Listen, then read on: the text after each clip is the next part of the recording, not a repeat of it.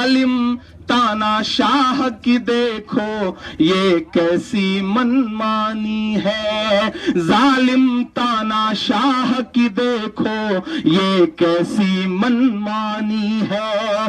कारोबार हुए हैं चौपट और बर्बाद किसानी है।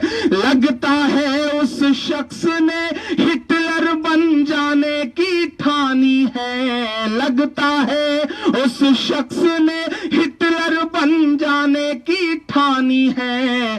कोई बताए किस लाइन में खड़ा कोई अंबानी है, कोई बताए किस लाइन में खड़ा कोई अंबानी है। नोटबंदी हुई, रात के 8 बजे स्क्रीन काली हुई, चेहरा नमूदार हुआ और उसने कहा भाइयों बहनों आज से 500 और 1000 की नोट रद्दी है, कागज का टुकड़ा है। हालांकि वो झूठ बोल रहे थे, कागज का टुकड़ा नहीं था उस समय तक, आप बदल सकते थे उसे, नोट अमान्य हो गए थे, बदले जा सकते थे।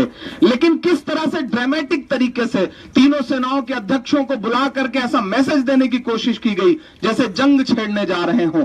सच यही है कि वो जंग ही छेड़ रहे थे, लेकिन वो जंग इस देश के आम आदमियों की जेब से थी। 500 का जो पुराना नोट था, 1000 का जो पुराना नोट था, उससे तकरीबन 35 दिन तक डीजल बिकता रहा, पेट्रोल बिकता रहा। लेकिन उस 500 के पुराने नोट से दूध नहीं बिका, सब्जी नहीं बिकी, अनाज नहीं बिका। क्यों? क्योंकि डीजल और पेट्रोल अंबानी का है, अनाज और सब्जी और दूध आम आदमी की है, किसानों की है। सोचिएगा, 72 करोड़ रुपए का कपड़ा पहनने वाले 2.5 साल में ये कहते हैं कि देश हित में फैसला है।